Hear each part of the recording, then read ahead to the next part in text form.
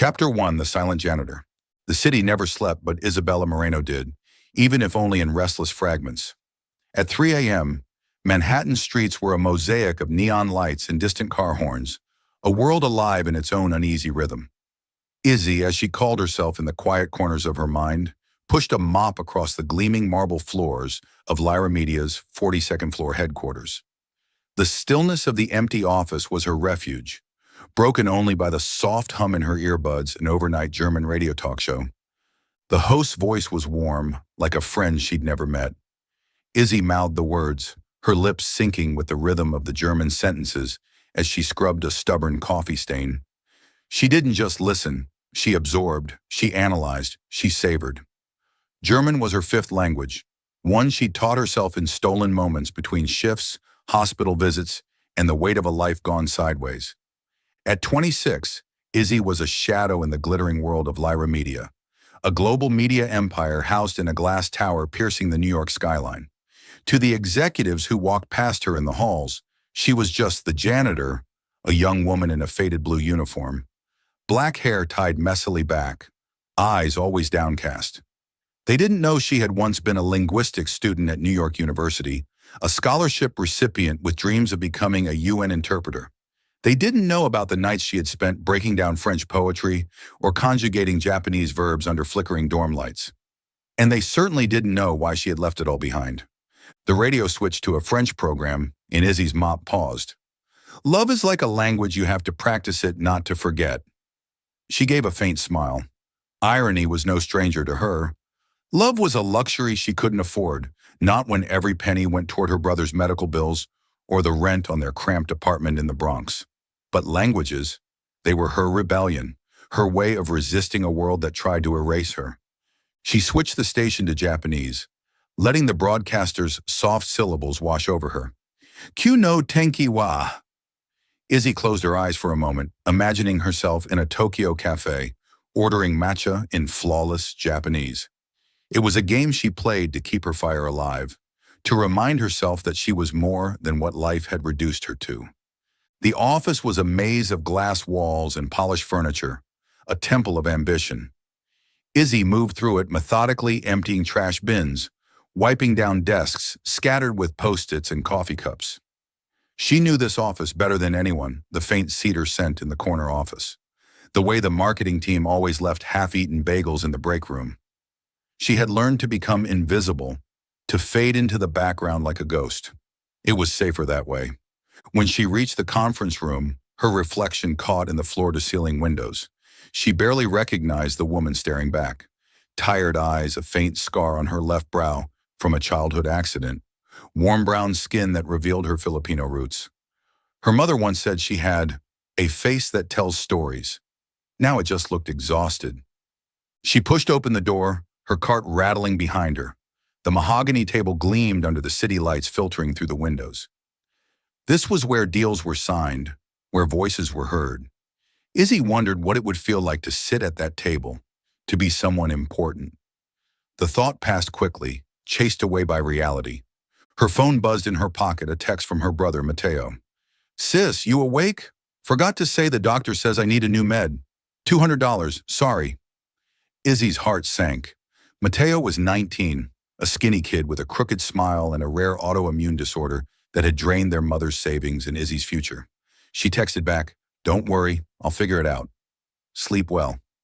She didn't know how she'd come up with the money. She just always did.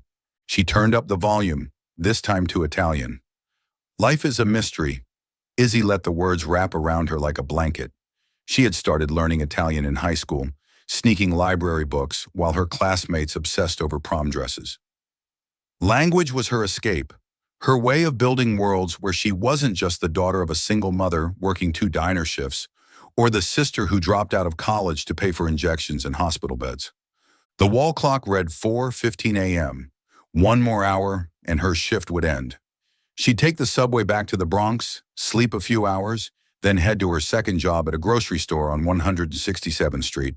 It wasn't the life she had dreamed of, but it was the life she had.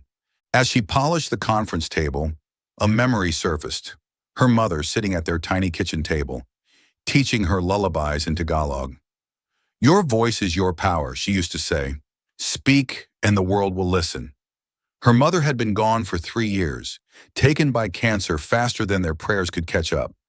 But her words remained a stubborn ember in Izzy's chest. She finished the conference room and moved to the break area, where a bulletin board was cluttered with flyers. Yoga classes, team parties, a reminder about the company's diversity program. Izzy's eyes lingered on a poster for a language program at a local community center. She had once thought about volunteering teaching kids like her how to navigate a world that often silenced them. But time was a currency she didn't have. The radio crackled again, switching back to German. Die Sprache ist die Seele eines Volkes. Language is the soul of a people. Izzy nodded to herself, her mop moving in rhythm with the words. She might be invisible to Lyra Media, but not to herself. Every phrase she memorized, every accent she perfected, was another brick in the wall. She was building a wall to keep despair out. As she locked up the supply closet, the first light of dawn bled across the skyline, painting the city in shades of gold and gray. Izzy stepped into the service elevator, her cart clattering beside her. The doors closed, and for a moment she was alone with her thoughts. She whispered a phrase in French, testing it on her tongue. I am more than what you see. The elevator dinged, and she stepped into the lobby. Carl, the security guard, an old man with a soft voice, nodded at her. Rough shift, kid. Same as always, she said, forcing a smile. Get some rest, he called after her as she pushed through the revolving door. Outside, the city was waking up. Delivery trucks thundered down Broadway, and early risers rushed toward coffee shops. Izzy removed her earbuds, letting the sound of New York envelop her. Honking horns, distant laughter, the heartbeat of a place that never stopped. She was just one of millions, one voice in a chaotic chorus. But as she boarded the 4 train, the radio still whispering German in her ear, Izzy felt a quiet certainty. She was more than a janitor, more than a dropout, more than the weight of her grief. She was a keeper of languages, a weaver of worlds. And deep down, she knew someday the world would hear her. You're watching Soul Stories, where every tale whispers of love, healing, and hope. If you believe that even the smallest act of kindness can change a life, and that love often arrives when we least expect it, don't forget to subscribe and be part of our journey. Now, stay with us. The story is just beginning. Chapter 2. The CEO Who Never Looked Back. Damien Carlyle stood before the window of his 50th floor office in the Lyra Media Tower, his gaze sweeping across the Manhattan skyline like a king surveying his kingdom. Below the city was a sea of light cars glittering down Fifth Avenue, skyscrapers stabbing upward in a race of ambition. But to Damien, it was all just background noise set dressing for numbers, contracts, and ruthless decisions. At 34, he was the youngest CEO in Lyra Media's history, a man who built an empire with a razor-sharp mind and a heart that had long since frozen over. Inside, the spacious office was arranged with almost brutal precision: a dustless walnut desk, an abstract painting on the wall, a bookshelf lined with volumes on business strategy and philosophy.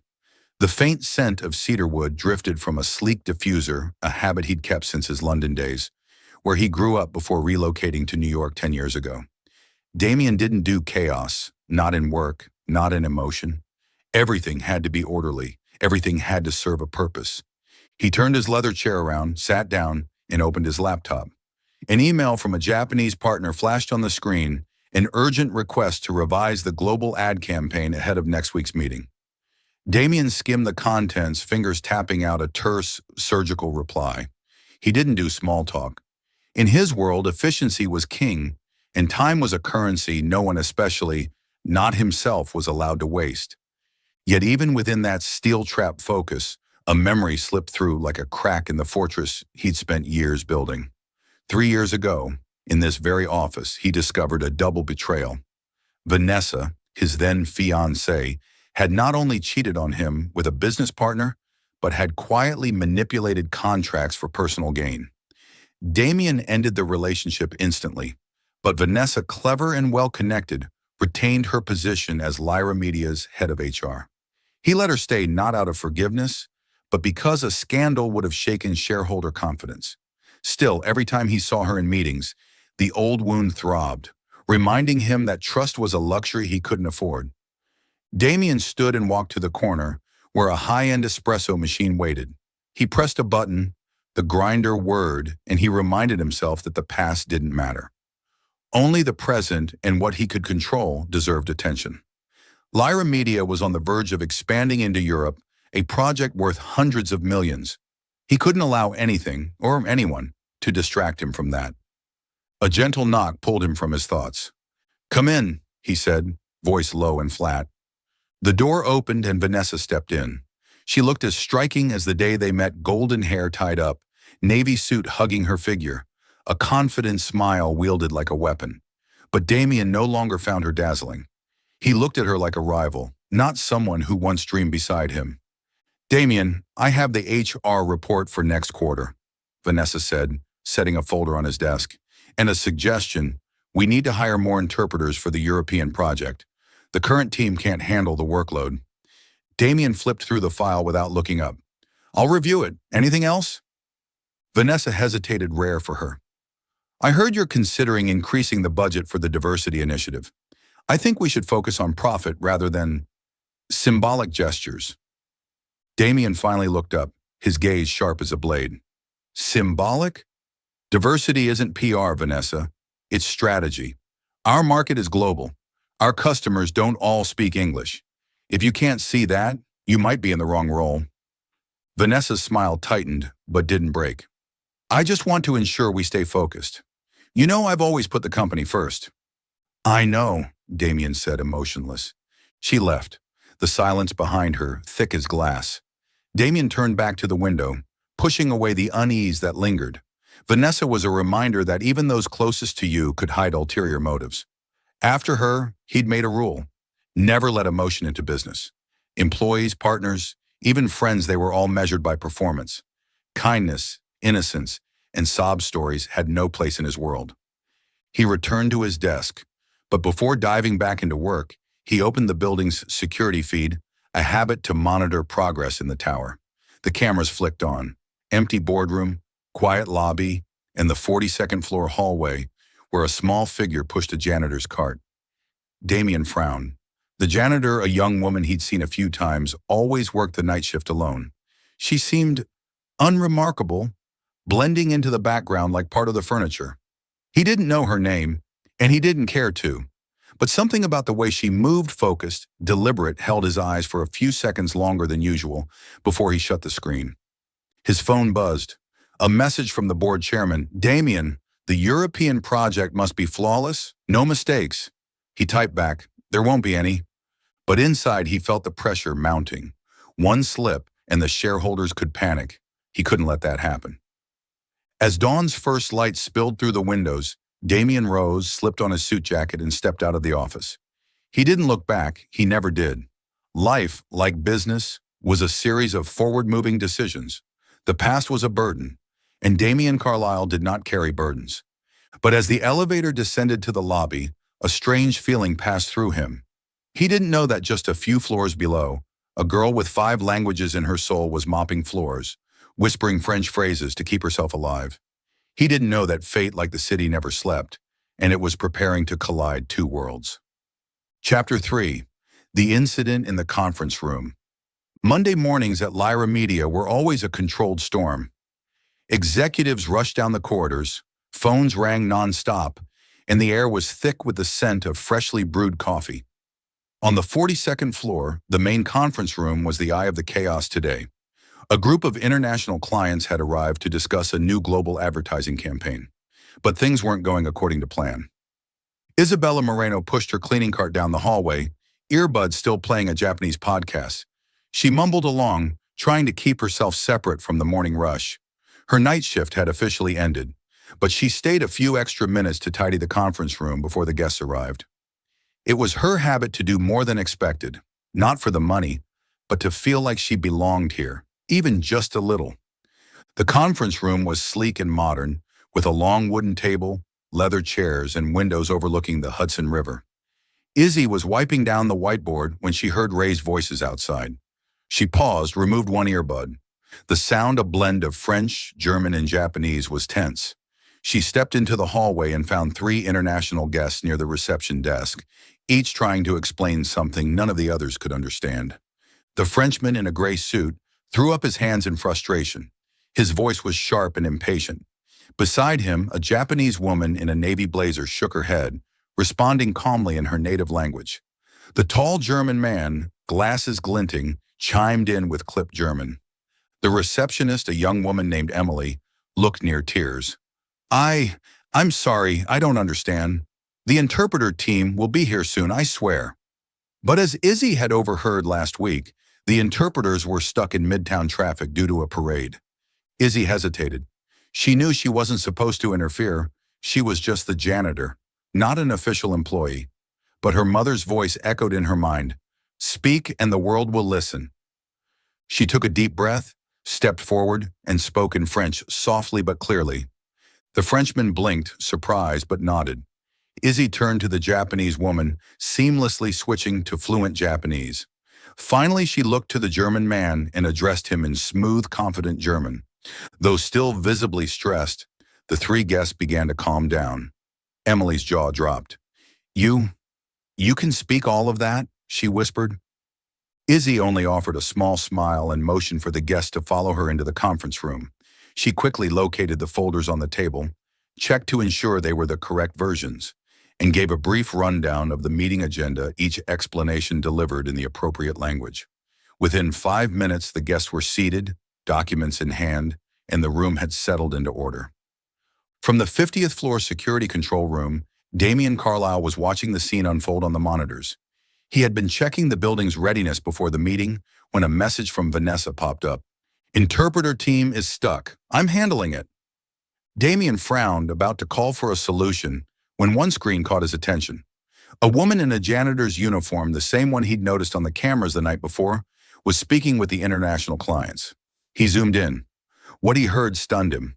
The girl was shifting effortlessly between French, Japanese, and German, as if she were breathing them. No hesitation, no flair, just pure fluency. Damien leaned forward, fingers tightening on the edge of his desk. "Who is she?" he murmured aloud. He hit the call button to security. "Carl, the janitor on the 42nd floor. What's her name?" "That's Izzy, sir," Carl replied through the intercom. "Isabella Moreno. Works night shifts. Hard-working girl." Damien nodded, eyes still on the screen. By the time the interpreter team finally arrived, Izzy had already left, pushing her cart quietly down the hall like nothing had happened. But downstairs, the buzz had started. Emily recounted the story to the marketing team, and word spread like wildfire. "The janitor speaks 3 languages. No, I heard 5. Back in his office, Damien turned off the monitor, but the image of that girl lingered in his mind. He didn't believe in fairy tales or undiscovered gems. This world was too brutal for that. But something about her, a quiet brilliance with no need for applause, made her impossible to ignore. He pulled up the employee records on his computer and typed in Isabella Moreno. A short profile appeared.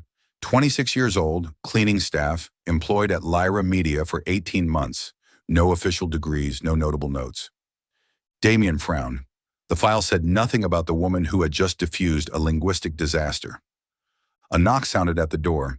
Vanessa entered, looking tense. "Damien, the interpreters have arrived. Everything's under control now, but we need to improve our protocol. I'll propose—" "Vanessa," Damien cut in, his voice like ice. "Do you know an employee named Isabella Moreno?"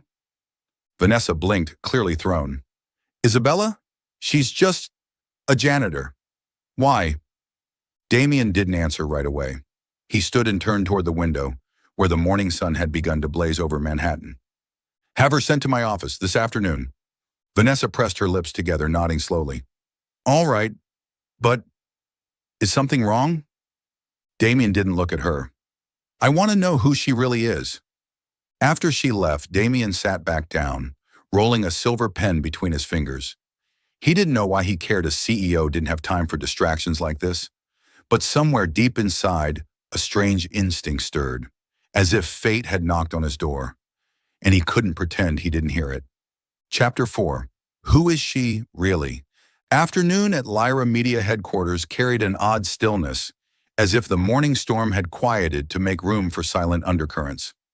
Isabella Moreno stood in front of the large wooden door to the CEO's office, her heart pounding so hard it felt like it might crack her ribs. She was still wearing her faded blue janitor's uniform, her cleaning cart left in the hallway on the 42nd floor. In her hand was a slip of paper from Vanessa, the HR director, with a simple message. Meeting with Mr. Carlisle, 3 p.m., floor 50. Izzy had no idea what she'd done wrong. She tried to replay every detail from that morning, the way she had helped the international guests, how she quietly resumed her cleaning after the interpreter team arrived. Had she overstepped? A janitor wasn't supposed to meddle in executive matters. She clenched her hands, nails digging into her palms, trying to stop her thoughts from spiraling into the fear of being fired. Mateo needed her. She couldn't lose this job. She knocked. The sound was soft but sharp in the quiet hallway. "Come in," a deep, cold voice called from inside. Izzy pushed the door open and stepped into Damien Carlisle's expansive office. The afternoon sunlight streamed through the floor-to-ceiling windows, casting a cool brilliance across the room. Damien sat behind a walnut desk, his deep blue eyes piercing her as though he could see straight through every secret she carried. He wore a black suit, his tie slightly loosened, and the computer screen behind him displayed Lyra Media's logo. Izzy felt tiny like an ant at the base of a mountain. "Have a seat, Ms. Moreno," Damien said, gesturing to the leather chair across from him. His voice was void of emotion, but not hostile. Izzy sat, spine straight, hands tightly clasped in her lap. "Do you know why I asked you here?" he asked, leaning forward, elbows resting on the desk. Izzy shook her head, her voice barely a whisper. "No, sir. I thought maybe I did something wrong." Damien frowned as if her answer surprised him. He turned his monitor toward her, and she recognized the security footage from that morning herself speaking with the international guests, smoothly shifting between French, Japanese, and German with a calm fluency that surprised even her as she watched it back. "You call this doing something wrong?" Damien asked, his voice now laced with a hint of curiosity. "You saved a major meeting from collapsing. How many languages do you speak?" Izzy swallowed, the floor beneath her suddenly feeling unstable. She wasn't used to attention, wasn't used to being asked about herself. "5, sir. English, French, Japanese, German, and Italian." Damien nodded slowly, as if assembling a puzzle in his mind. "And where did you learn all this? Your file doesn't list any degrees." She bit her lip, weighing how much to reveal. The truth was a double-edged sword. It could make her seem admirable or, worse, unreliable. But something in Damien's gaze cold as it was compelled her to be honest. "I studied linguistics at NYU, but I dropped out. My family, we had a crisis. My younger brother got very sick, and my mother passed away. I had to start working to support us." She stopped, bracing herself for judgment. In the world of people like Damien Carlisle, stories like hers were often dismissed as excuses, not reasons. But Damien didn't interrupt. He just looked at her, and for a fleeting moment, Izzy thought she saw something flicker in his eyes. Empathy, or just a glint of reflected sunlight. "Why janitorial work?" he asked evenly. "With your skills, you could do so much more." Izzy gave a faint, bittersweet smile. It carried both pain and quiet resilience. "I needed something stable. Lyra Media pays on time, and the night shift fits my life. It works." Damien stood and walked to the window, hands in his pockets. He stared out at the city, but Izzy sensed he was weighing something bigger. "You're a forgotten gem, Ms. Moreno," he said, his voice low but certain. "And I don't believe in wasting talent." She blinked, not sure if she'd heard him correctly. "Sir?" He turned back to her, eyes sharper now like a strategist making a move. "I want to offer you a trial position with the international marketing team. Not a formal role, not yet, but we need help with translation for the European campaign. You'd work with my team for 2 weeks. If you do well, we'll discuss something permanent." Izzy felt her mind go blank. She opened her mouth, but no words came out. This was the kind of opportunity she used to dream about, but it also felt like a leap off a cliff. She had no degree, no formal experience. What if she failed?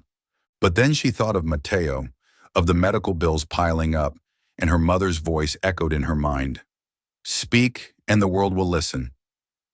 I, I'm not sure I'm qualified, she said, voice trembling. But if you give me a chance, I'll give it everything I've got. Damien nodded, as if he already knew she would say that. Good. Vanessa will coordinate the details. You start next Monday. Any questions? Izzy shook her head, but as she stood to leave, Damien called out. Ms. Moreno, he said, his tone softer now. Don't let anyone make you believe you're unworthy. Not even yourself. The words, simple as they were, pierced through the armor Izzy had built around herself. She nodded, unable to meet his eyes, and walked out. As the door closed behind her, she leaned against the wall and took a deep breath to hold back the tears. She didn't know what lay ahead, but for the first time in years, she felt a spark of hope, fragile, fleeting, but enough to keep her going. Inside, Damien returned to his desk and reopened Izzy's file. He read the brief line again. Isabella Moreno, 26, janitorial staff. He frowned, wondering how someone like her ended up in the shadows. And somewhere, in a long, sealed corner of his heart, a question surfaced. Could she be the one to break through the walls he had spent years building? Chapter 5. Breaking the Pattern. Isabella Moreno's first Monday in Lyra. Media's international marketing department felt like stepping into another universe. Gone was her faded blue janitor uniform, replaced by a borrowed white blouse from her roommate and a simple black skirt she'd picked up on clearance. Her worn-out sneakers were the only reminder of all those nights pushing a cleaning cart down the 42nd floor corridor. But as she stepped into the open-plan office on the 45th floor, the glances from her new colleagues made her feel like an intruder. The international marketing floor buzzed like a hive, glowing computer screens filled with charts, phones ringing nonstop, and conversations in English, Spanish, and Mandarin wove through the air. Izzy was assigned a small desk near the window, where the Hudson River shimmered under the morning sun. Her manager, a Korean woman named Soo-jin, handed her a thick folder and offered a quick, polite smile. Welcome, Isabella, Soo-jin said briskly. We're sprinting to launch the European campaign, so things are intense. You'll be translating and editing ad copy for the French, German, and Japanese markets. If you need anything, ask me or the translation team. Got it? Izzy nodded, masking her nerves. Got it, ma'am. Soo-jin walked away, leaving Izzy with a stack of documents and an aging company laptop. She opened the first file, a French-language draft for a cosmetics campaign. The copy was riddled with grammatical errors and lacked cultural nuance. Izzy got to work, fingers gliding over the keyboard, refining phrases to sound more natural, infusing meaning only a native speaker would catch. In her mind, her mother's voice whispered, "Language is the soul of a people?"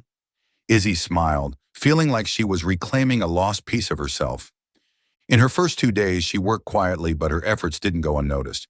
Her French translation was sent to a partner in Paris, who responded with praise. Magnifique. C'est exactement ce que nous voulions. Soo-jin, typically hard to impress, patted her on the shoulder during a team meeting. Great job, Isabella. You've got talent. By day 3, Izzy was invited to join a video call with the Japan team. She explained the campaign fluently in Japanese, highlighting how certain phrasing could better resonate with younger consumers. The room fell silent as everyone listened. A colleague, a guy named Ryan, whispered to the person next to him, "She used to be a janitor?" No way. Word about Izzy spread fast. Some were curious, others admiring, but there were also side glances and skepticism. During lunch, as Izzy ate alone with a homemade bento box, she overheard 2 employees whispering nearby. She must have gotten special treatment from Carlisle. No degree and she jumped straight in? Smells fishy. Izzy kept her head down, pretending not to hear, but the words cut deep, chipping at her fragile new confidence. Vanessa, the head of HR, made an appearance near the end of the week. She entered the marketing department with her signature perfect smile, but her gaze lingered on Izzy just a moment too long. "Isabella, right," Vanessa said sweetly, though her tone was sharp enough to slice. "I hear you're doing quite well. Just remember, this is a competitive environment. Don't let yourself get overwhelmed." Izzy nodded, avoiding eye contact. "Thank you. I'll do my best." After Vanessa walked away, Soo-jin leaned over and murmured, "Don't let her get in your head. Vanessa doesn't like anyone outshining her, especially if it has anything to do with Damien. Damien, just hearing his name made Izzy's heart race. She hadn't seen him since their meeting in his office, but she felt his presence in the short emails he sent to the team. Once, after she submitted a German translation ahead of deadline, he replied with just 4 words, "Good, keep it up." It wasn't much, but it made her work harder, made her want to prove he hadn't misjudged her. From the 50th floor, Damien monitored Izzy's progress through Sujin's reports and client feedback. He never admitted it to anyone, not even himself, but he was paying closer attention to her than to most. In meetings, when her name came up, he listened more carefully, noting each mention, the way she fixed a mistranslation that saved a contract, or how she proposed a new slogan that resonated with the Japanese market. There was something about her an unassuming honesty that made him both intrigued and unsettled. One afternoon, Damien happened to pass by the 45th floor. He spotted Izzy at her desk, one earbud in, focused on revising an Italian draft. She didn't see him, but he paused, watching. Her eyes were locked on the screen, lips moving as she mouthed phrases under her breath. And for a brief moment, just a heartbeat, he saw her not as an employee, but as a story yet to be told, a quiet fire hiding beneath ashes. "Mr. Carlyle," Sujin called, breaking his thoughts. "Can I help you?" Damien shook his head, voice cool as ever. "Just checking in. How's the European project?" Sujin smiled. "Thanks to Isabella, we're ahead of schedule. She's a real asset." Damien nodded, saying nothing more. But as he stepped into the elevator, his eyes involuntarily drifted back to Izzy's desk. She was still working, unaware that she had just made a man who claimed not to believe in feelings pause and wonder. Downstairs, Izzy closed her laptop at the end of the day. She was exhausted, but it was the kind of exhaustion that came with satisfaction. For the first time in years, she felt like she belonged somewhere, even if it was just a small corner of the Lyra media empire. As she left the office, the golden glow of sunset bathed Manhattan, and she whispered a French phrase to herself, "Je commence à croire." I'm beginning to believe. But in the shadowed hallway of the 50th floor, Vanessa stood outside her office, gripping a folder tightly. She had seen the way Damien looked at Izzy, even if just for a second, and she knew. If she didn't act soon, that janitor girl could become a threat far bigger than she had ever anticipated. Still following the story? If this story found you outside of Soul Stories, we invite you home to where every touching tale begins with truth, hope, and heart. Chapter 6. The Forged Clause. Wednesday morning at Lyra Media's International Marketing Department carried a stifling tension. Employees hunched over their screens, fingers flying across keyboards, while phones buzzed and whispers formed a chaotic symphony.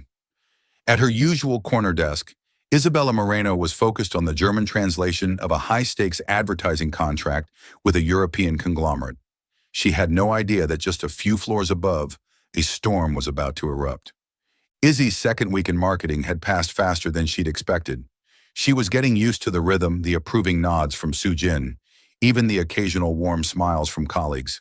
But that morning, when she submitted her final translation to Sujin, she noticed a strange shift in the woman's expression. "Well done, Isabella," Sujin said, but her tone lacked its usual warmth. Izzy nodded, trying to shake the unease, and returned to her desk. On the 50th floor, Damien Carlyle stared at a red-flagged email from Hoffman and Klein, their German client. The subject line made his jaw tighten. Dringend falscher Vertragsklausel. Urgent, incorrect contract clause. The email was short but sharp. One clause in the final advertising contract had been altered, leading to a severe misunderstanding about the campaign's cost and scope. The client demanded an immediate explanation and threatened to walk if it wasn't resolved. Damien summoned the marketing team to his office. Sujin, Ryan, and several others stood before his desk, tense and silent. "Who was responsible for translating this contract?" Damien asked, his voice like ice, gaze sharp as it scanned the room. Sujin cleared her throat. "Isabella Moreno did most of the translation, sir, but the final version was reviewed by the entire team before submission." Damien nodded, but unease curled in his chest. He had trusted Izzy a decision he hadn't entirely understood himself. He pressed a button on his phone. Vanessa, bring me the full contract file and all related emails. Immediately. Vanessa arrived within minutes, a folder in hand. Her smile was as polished as ever, but there was something in her eyes that made Damien's instincts flicker with caution. This is everything, she said, placing the file on his desk. And I checked the final contract has Isabella Moreno's signature on it. Damien flipped through the document, and there it was, a handwritten signature at the bottom of the last page. Isabella Moreno. His chest tightened. Bring her in, he said, his voice low but firm. Izzy walked into Damien's office for the second time in 2 weeks, but this time, it felt like walking into a courtroom. Damien sat behind his desk. Vanessa stood beside him. Sujin and Ryan lingered in the corner, avoiding eye contact. Izzy clenched her fist to steady her voice. You asked for me, sir? Damien pushed the folder across the desk. You signed this, didn't you? Izzy looked down and her heart nearly stopped. The signature on the document looked exactly like hers, but she knew she had never signed it. No, sir, she said, voice trembling. I've never seen this version. I only translated drafts. I always submitted them to Sujin for review. Vanessa interjected, her voice sweet but razor sharp. Isabella, we have an email from your account confirming the final review. You can't simply deny responsibility now. Izzy shook her head, tears brimming. I didn't send that email. I swear I didn't do anything wrong. Damien studied her. For a moment he wanted to believe her, but he was the CEO. He couldn't let sentiment cloud his judgment. Ms. Moreno, he said, voice heavy, until we complete a full investigation, you're suspended. Vanessa will walk you through the process. The floor seemed to drop beneath her. Izzy wanted to protest, to scream that she was innocent, but Damien's cold stare silenced her. She nodded, turned, and walked out of the office, tears streaking her cheeks as the elevator doors closed behind her. On the 45th floor, news spread like wildfire. The janitor ruined $1 million deal, someone whispered. I knew it. Too good to be true. Izzy packed up her things in silence, trying to ignore the murmurs. Sujin approached and gently placed a hand on her shoulder. I don't believe you did anything wrong, Isabella. Just hold on. The truth will come out. But as Izzy left the Lyra Media Tower and stepped into the rush of Manhattan streets, it felt like the entire world had turned against her. On the number 4 train ride back to the Bronx, her earbuds played a French podcast, but this time, she didn't whisper along. She just wanted to disappear.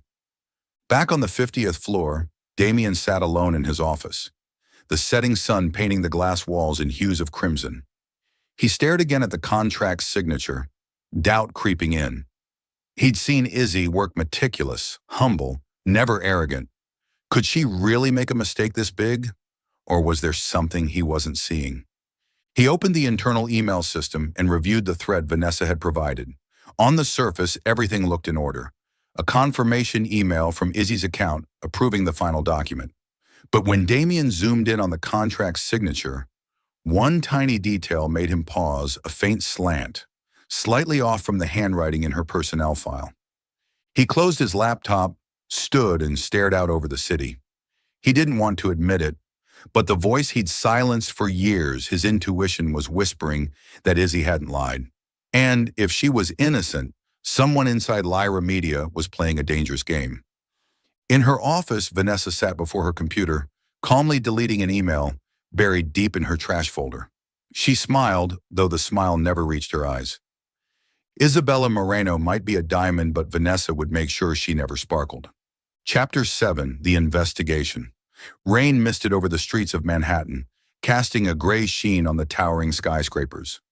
On the 50th floor of Lyra Media, Damien Carlyle sat in his office, desk lamp casting a low glow across his face, tense, focused. Before him lay a stack of documents, a computer screen filled with email threads, and a cup of coffee long gone cold. It had been 3 days since Isabella Moreno was suspended, and though he maintained the cold composure of a CEO, inside a battle raged between reason and instinct.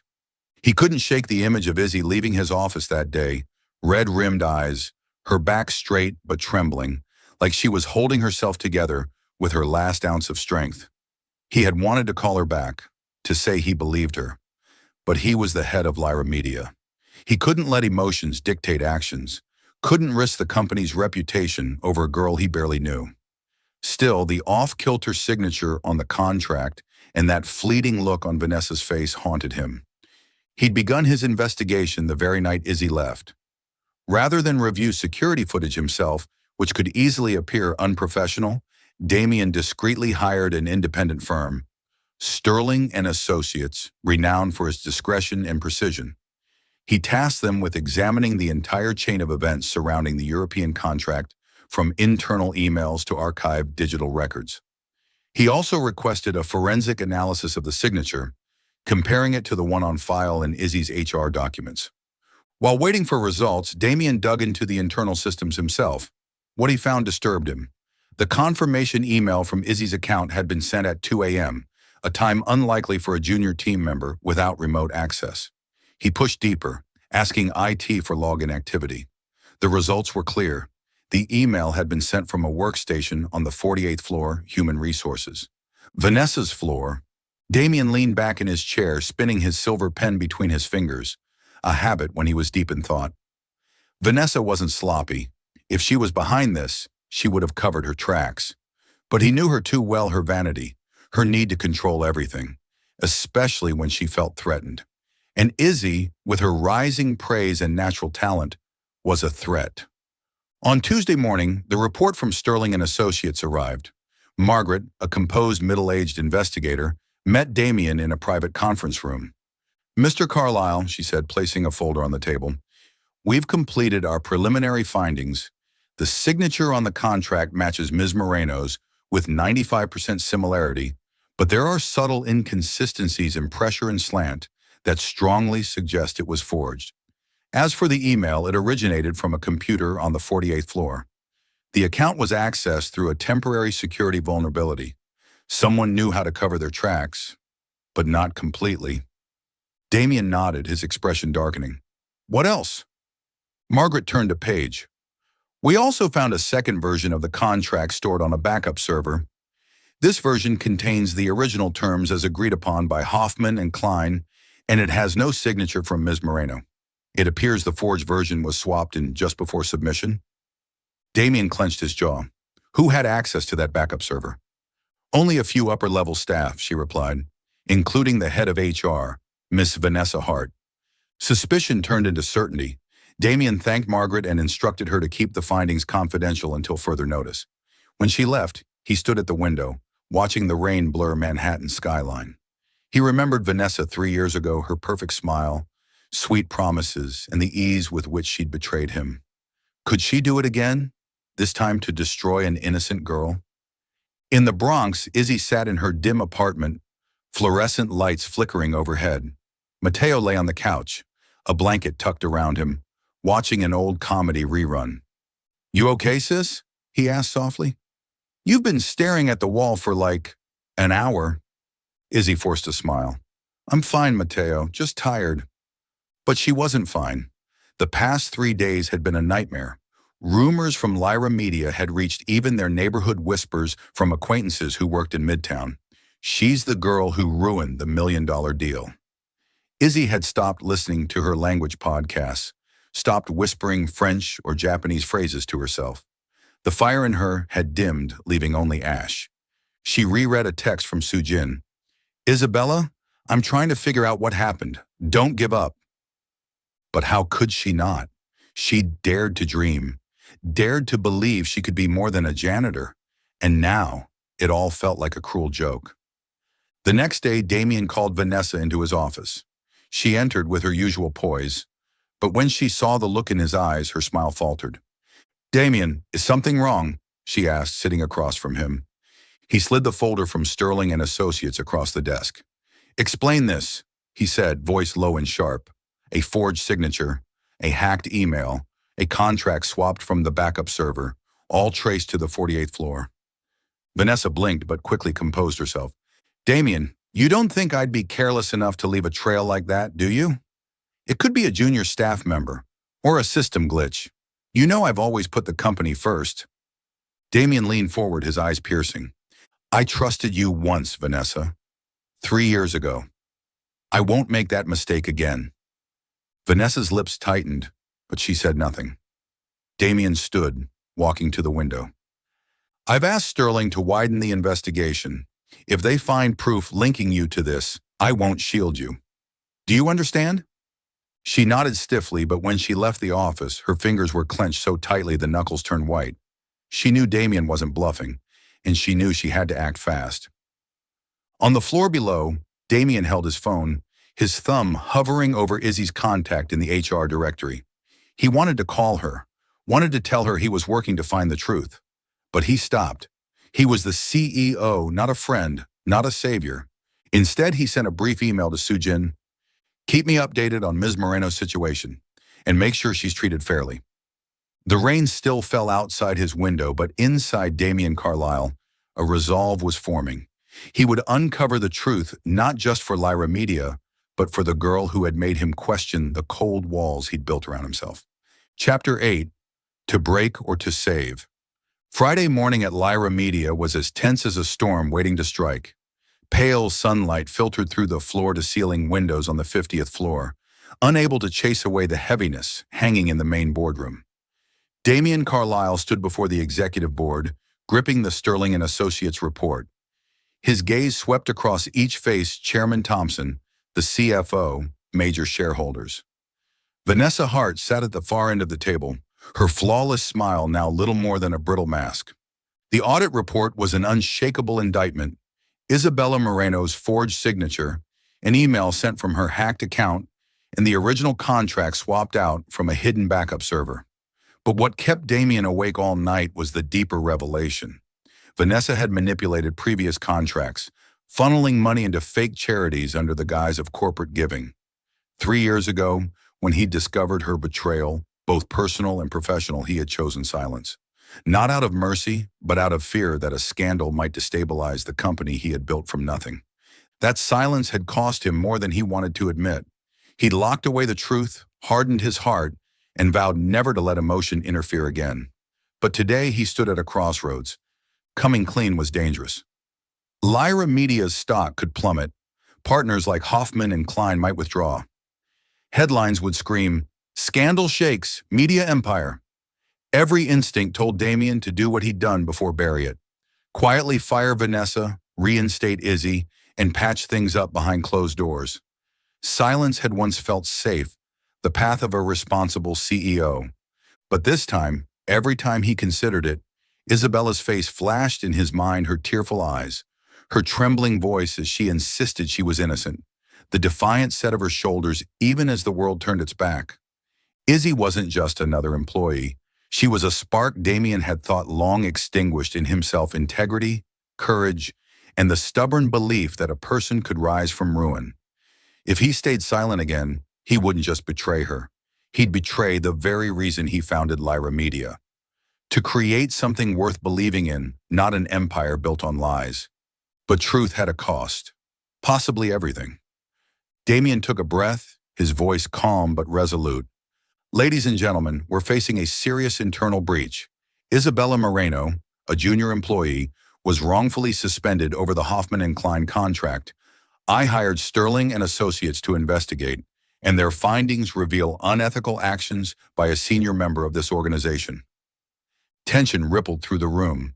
Vanessa's grip on her armrest tightened, her smile fading. Damien placed the report on the table, every page marked. The contract was replaced. Her signature was forged. The email was sent from her account but logged from a computer on the 48th floor. He paused, locking eyes with Vanessa. That workstation belongs to Ms. Vanessa Hart, head of HR. The boardroom froze. Chairman Thompson narrowed his eyes. Damien, this is a grave accusation. Are you certain? Damien slid the report toward him. Sterling also uncovered suspicious financial transfers tied to Ms. Hart funds redirected to Shell charities. I knew about some of her misconduct 3 years ago, and I remained silent to avoid scandal. That was my greatest mistake. Today, I recommend her immediate termination and a formal investigation. Vanessa sprang to her feet, voice trembling with fury. You can't do this. You're letting some janitor manipulate you. You're about to destroy Lyra Media over some fantasy of justice. Damien stared her down, eyes cold as steel. No, Vanessa. 3 years ago, I chose silence. and I lost myself. This time I choose the truth because it's the right thing to do. The room sat in stunned silence, not just from the allegations, but from Damien's admission. Chairman Thompson tapped the table, voice cautious. Going public could cause panic. We should handle this discreetly. Damien shook his head. Ms. Moreno was wronged. Her name deserves to be cleared. If we cover this up, we are no better than the one who forged that signature. Lyra Media must stand for integrity, not deception. A shareholder spoke up, voice anxious. Damien, you're risking everything's stock value, partnerships, our brand. I'm risking it for the truth, Damien said firmly, his eyes blazing. If we won't stand for what's right, then Lyra Media doesn't deserve to stand at all. After tense deliberation, the board agreed. An internal memo would be issued clearing Izzy's name. Vanessa would be terminated and a quiet, formal inquiry would proceed. Sensitive details would be handled internally to protect the company's stability. As the meeting ended, Damien remained seated alone, feeling as though he'd walked through fire. He opened his email and drafted the announcement. Isabella Moreno has been fully exonerated and will return to work. Lyra Media remains committed to transparency and fairness. He hit send and leaned back, closing his eyes.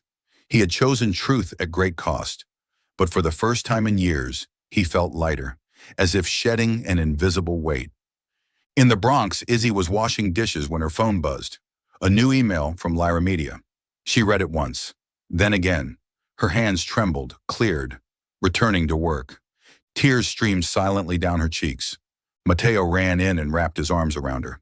You did it, sis. I knew it. Izzy laughed through her tears, but hesitation still lingered. She would return, but could she face the stares, the whispers, and Damien, the man who had once doubted her, who stood up for her? Who was he now? To her. On the 45th floor, Sujin smiled at her screen and texted Izzy, Welcome back, girl. We need you. The hallway buzzed with whispers. Carlisle fired Vanessa. The janitor's innocent. In her office, Vanessa packed her things, eyes stormy. She had lost, but she wasn't done. As she walked out of Lyra Media for the last time, she muttered, This story isn't over. But on the 50th floor, Damien looked out at Manhattan, a flicker of something new in his gaze. He had shattered the walls he built, and though he wasn't ready to admit it, he knew Isabella Moreno had changed him. Not just an employee, she was the reason he dared to believe in integrity again. You're watching Soul Stories exclusive to our channel. If you're still with us, drop a comment we read and cherish them all. Subscribe to support more heartfelt original stories. Thanks for being part of the Soul Stories family. Chapter 9, Redemption. A year had passed since Isabella Moreno had been exonerated, and the 45th floor of Lyra Media felt like a different world buzzing with creativity, energy, and warmth. Early sunlight spilled through the glass panes, casting a golden glow across the international marketing department. Izzy, now confidently called by her full name, walked in wearing a sleek navy dress, her hair tied in a high ponytail, her smile soft but radiant. She was no longer the quiet janitor, nor the girl falsely accused. She had become an indispensable force, helping Lyra Media conquer global markets. Returning after the Vanessa scandal hadn't been easy. In the early months, Izzy endured stares, whispers, and the silent pressure to prove she belonged. But prove it she did, step by step. She fixed a translation error that saved a multi-million-dollar deal with Hoffman and Klein, pitched a groundbreaking campaign for the Japanese market, and even led cultural nuance workshops for the translation team. Sujin had once said during a team meeting, Isabella is the most valuable asset we have. The room had erupted in applause, and for the first time, Izzy felt like she truly belonged. Over the past year, she and Damien Carlisle had worked together more than she had ever imagined. He appeared often in strategic meetings, always listening to her ideas with rare attentiveness. When she presented a concept, he would nod sometimes, adding a sharp, concise comment that made her nerves flutter and her heart swell with pride. They had tackled crises together, like when a French partner threatened to back out and celebrated wins, like when Lyra Media received a global award for its multilingual campaign. Through those moments, Izzy began to see Damien as more than the cold CEO. He was a man with invisible scars, someone who had changed because of her, and someone who had, in turn, made her stronger. Whenever they were close during meetings, in hallways, reviewing documents, her heart beat faster. She noticed how his gaze sometimes lingered on her a little too long, and how his rare smiles lit up the room, but she reminded herself it was professional respect. He was the CEO. She was just her. She didn't dare hope for more. Up on the 50th floor, Damien wrestled with the same thoughts. Izzy had become integral to his work, someone he admired not just for her brilliance, but her resilience and compassion. She made him want to be better not just as a leader, but as a man. Yet the lines were blurry. Power, responsibility, scrutiny. He couldn't risk hurting her. He couldn't let anyone think she had advanced for reasons other than merit.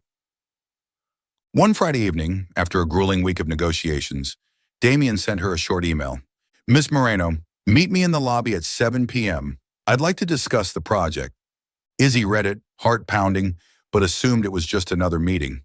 When she stepped into the lobby, Damien was waiting not in his usual suit, but in a gray sweater and tailored slacks. He looked softer, more real. "Isabella," he said, his voice deep and warm, "you've worked incredibly hard this week. I'd like to take you to dinner as a thank you." Izzy blinked, surprised. "Dinner? All right, sir." "Call me Damien," he said with a smile, leading her outside. They arrived at a cozy restaurant in West Village, dimly lit with warm, golden lamps and soft jazz playing in the background. Their table by the window overlooked cobblestone streets, still glistening from the rain. Damien ordered wine, and when they toasted, he said, "Congratulations, Isabella. Today the board approved your promotion. You're now the Director of Global Language and Cultural Affairs." Izzy's jaw dropped. She nearly spilled her wine. Really? Damien, I don't even know what to say." "You earned it," he said, his eyes locking onto hers. "You've changed Lyra Media, and you've changed me." The air grew still, just music, heartbeats, and the unspoken between them. Damien took a deep breath, as though gathering courage. "Isabella," he said, voice low, steady, "I know I'm your boss, and I never want to cross a line. But this past year working beside you, I've come to realize you're not just a colleague. You make me want to be better. You've made me believe in things I once thought impossible. I like you, not just for your talent, but for who you are." Izzy felt her cheeks burn, but she didn't look away. She held his gaze, seeing something raw and genuine behind it. "Damien," she whispered, "I feel it too. Every time I'm near you, my heart races. But I've been afraid of what it means for work, for how people would see it." Damien reached across the table, his hand brushing hers a gentle, steady touch. "I'll do this the right way. I'll speak to the board. Sign whatever agreement is needed to make it clear this is fair and professional. But if you're willing, I'd like us to begin, not as CEO and employee, but as two people who want to walk forward together." Izzy smiled, her eyes glistening. "I'd like that, Damien. But let's take it slow." He nodded, his smile lighting up his entire face. "Slow it is. I'm not in a hurry." They sat under the soft light, talking about dreams, fears, and what they hoped to build together. When they left the restaurant, Manhattan shimmered beneath the night sky, and Izzy whispered a French phrase as they walked side by side. "L'amour commence par un regard." Love begins with a glance. Back on the 45th floor, the lights were off, but the story of Isabella Moreno lived on. She was no longer the wrongfully accused girl, she was the one who shattered limits, who inspired a company to believe again. And somewhere deep in her heart, a love had begun rooted in respect, nurtured by trust, and blooming in its own time. Chapter 10. She spoke the language of hope. Autumn in Manhattan brought a crisp breeze that sent golden leaves fluttering down Fifth Avenue. At a small community center in the Bronx, warm light poured from the windows, where a group of immigrant students gathered. They came from Mexico, Nigeria, Vietnam, each holding a language workbook, their eyes alight with dreams. At the center of the room stood Isabella Moreno, her smile radiant as she taught a French phrase. "L'espoir ouvre toutes les portes." Hope opens all doors. A year after being appointed Director of Global Language and Culture at Lyra Media, Izzy had transformed her trials into a beacon of inspiration. She didn't just lead international campaigns securing clients from Paris to Tokyo, but became a symbol for those once overlooked. Today she launched Voice of the Unseen, a small initiative funded by Lyra Media in partnership with the Immigrant Justice Corps. The program offered free language classes and scholarships to immigrant students across New York. In the front row sat Matteo Moreno, Izzy's younger brother, his face glowing with pride. At 20, he looked healthier than ever, rosy-cheeked instead of pale. The rare autoimmune disease that once tethered him to hospitals was now under control, thanks to Izzy's stable income and the health insurance Lyra Media provided after her promotion. Matteo, with his curly hair and round glasses, scribbled down German phrases Izzy was teaching. He wasn't just her little brother, he was her reason to keep going. "You're amazing, sis," Matteo whispered as she passed by, giving her a quick hug. Izzy smiled, ruffling his hair, remembering all the nights she worked cleaning shifts, praying he'd make it through the winter. Now he wasn't just healthy, he had enrolled at a local community college, dreaming of becoming a software engineer. Matteo's recovery was Izzy's greatest victory, and she knew none of it would have been possible without the chance Damian Carlisle had given her. Looking at her students, Izzy's voice softened. "You don't have to be perfect," she told them, "but believe that your voice matters. Language is how we tell our story, and the world is listening." She glanced at Matteo and saw him nod, her heart swelling with pride. At the back of the room, Damian Carlisle sat quietly in a navy sweater, his expression full of admiration. He wasn't just the CEO of Lyra Media anymore. He was Izzy's partner, her quiet constant. Their relationship, which began over a simple dinner a year ago, had grown steadily and deliberately. They faced skeptical stares, held countless meetings with the board to ensure transparency, and weathered moments of self-doubt. Damian had signed a formal agreement with the company, ensuring no favoritism would ever be questioned, and Izzy proved her worth every single day. They took it slow. Late-night work sessions, proofreading documents together, and long talks about dreams slowly pulled them closer. Damian opened up about Vanessa's betrayal, about the walls he built. Izzy shared memories of her mother, of nights spent crying, convinced she'd always be invisible. Each story laid a brick in the foundation of their love, one built not on power, but on mutual respect. After the launch event ended, Matteo helped Izzy gather her books, chatting animatedly with the students. "She teaches me German," he told a girl, making the whole group laugh. Izzy looked at him, eyes misting. He wasn't just recovering, he was thriving, and that was the greatest gift. Outside, the three of them walked through the Bronx under the moonlight.